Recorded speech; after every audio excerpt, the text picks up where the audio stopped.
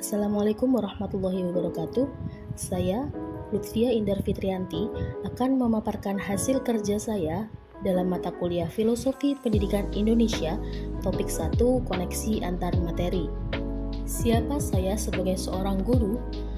Seorang guru tidak hanya berperan penting terhadap proses pendidikan akademik peserta didik, tetapi juga dalam pendidikan adab dan akhlak peserta didik, sehingga dapat membentuk generasi yang berkualitas, baik soft skill maupun hard skill, yang dapat dijadikan bekal dalam kehidupan mereka. Kodrat alam dan kodrat zaman. Kodrat alam merupakan lingkungan di mana peserta didik berada. Dalam proses pembelajaran, pendidik harus memperhatikan lingkungan di mana peserta didik tinggal dan menyesuaikan adat dan budaya lokal. Sedangkan kodrat zaman, pendidikan menekankan kemampuan peserta didik sesuai dengan perkembangan zaman.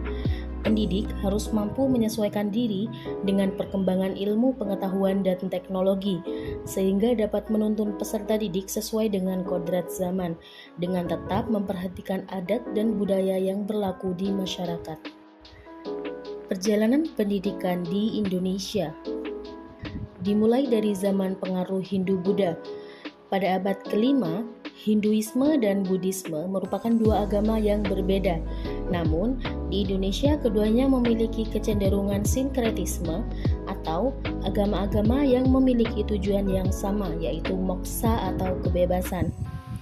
Sifat pendidikan di zaman pengaruh Hindu-Buddha ini yaitu informal, kemudian berpusat pada religi, dan penghormatan yang tinggi terhadap guru. Zaman pengaruh Islam. Islam mulai masuk ke Indonesia pada abad ke-13 dan mencakup sebagian besar Nusantara pada abad ke-16.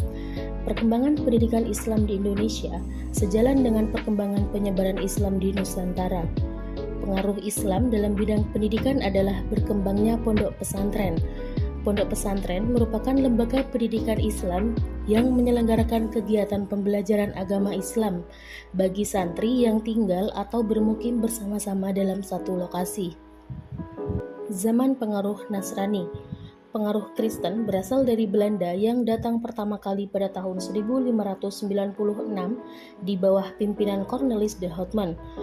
Pendidikan yang dilakukan oleh VOC terutama dipusatkan di bagian timur Indonesia, di mana Katolik telah berakar, dan di Batavia, pusat administrasi kolonial. Tujuannya untuk melenyapkan agama Katolik dengan menyebarkan agama Kristen Protestan. Zaman kolonial Belanda. Pengaruh Belanda dalam sistem pendidikan Indonesia dimulai pada abad ke-17 dan berlangsung hingga tahun 1942 ketika Jepang mengambil alih selama Perang Dunia II. Diskriminatif zaman Belanda yang pertama, Volkschool atau sekolah rakyat untuk rakyat biasa, dan bahasa pengantarnya adalah bahasa daerah dan bahasa Melayu. Kemudian ada HIS atau setara dengan SMP, yaitu sekolah untuk orang Indonesia, pegawai pemerintah, dan bahasa pengantarnya adalah bahasa Belanda Indonesia. Yang ketiga ada ELS atau setara dengan SD, yaitu sekolah untuk orang Belanda. Bahasa pengantarnya adalah bahasa Belanda. Pendidikan swasta Bumi Putra. Yang pertama, Muhammadiyah yang dipelopori oleh Kiai Haji Ahmad Dahlan. Kemudian yang kedua, INS atau Indonesia Netherlands School yang dipelopori oleh Muhammad Syafi'i. Kemudian yang ketiga, Taman Siswa yang dipelopori oleh Ki Hajar Dewantara. Pendidikan swasta oleh Bumi Putra dapat menjadi alat pemberdayaan bagi masyarakat setempat. Hal ini dapat membantu mereka mempertahankan budaya, bahasa, dan nilai-nilai tradisional mereka, sambil tetap memberikan pendidikan yang relevan untuk menghadapi perubahan zaman. Zaman kolonial Jepang. Bangsa Indonesia bekerja sama dengan bangsa Jepang dalam rangka mencapai kemakmuran bersama Asia Raya. Kurikulum pendidikan diubah secara signifikan untuk mencerminkan ideologi dan nilai-nilai Jepang.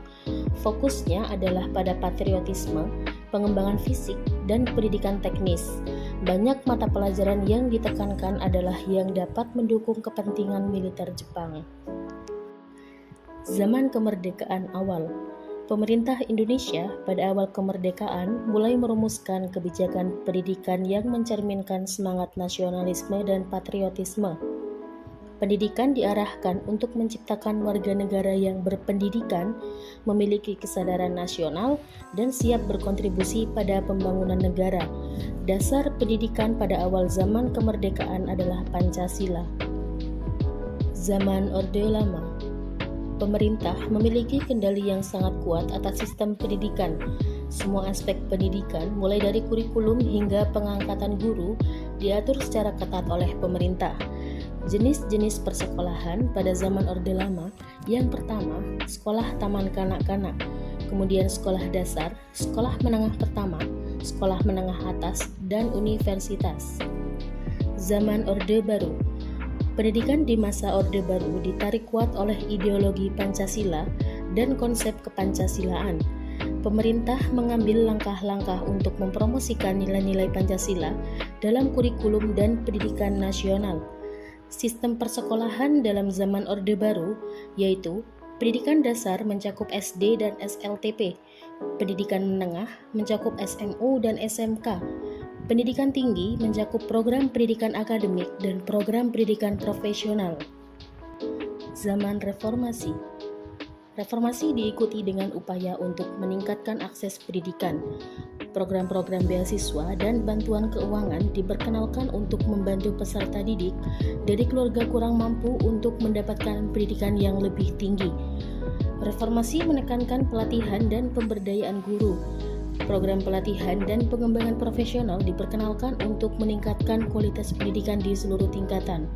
Kurikulum yang dikeluarkan pada zaman ini adalah kurikulum berbasis kompetensi, manajemen berbasis kompetensi, kurikulum tingkat satuan pendidikan atau KTSP 2006, dan kurikulum 2013. Praktik pendidikan yang membelenggu. Yang pertama, pendekatan dan pemberian layanan pendidikan dengan sama rata tanpa memperhitungkan kebutuhan setiap peserta didik.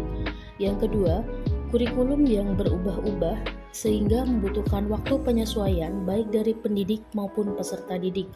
Yang ketiga, peserta didik hanya dianggap penerima informasi tanpa diberikan kesempatan untuk berpartisipasi aktif dalam penyampaian pendapat. Dan yang terakhir, fasilitas pendidikan dan persebaran pendidik yang belum merata. Alternatif solusi menurut saya, yang pertama, pembelajaran berbasis peserta didik dengan memperhatikan karakteristik setiap peserta didik dan kebutuhannya. Kemudian yang kedua, pendidik dibekali dengan keterampilan pengajaran dan pembelajaran untuk menjadi pendidik yang profesional. Kemudian yang terakhir, pemerataan fasilitas pendidikan dan pemerataan pendidik juga tenaga kependidikan. Sekian pemaparan materi dari saya, kurang lebihnya mohon maaf dan semoga bermanfaat.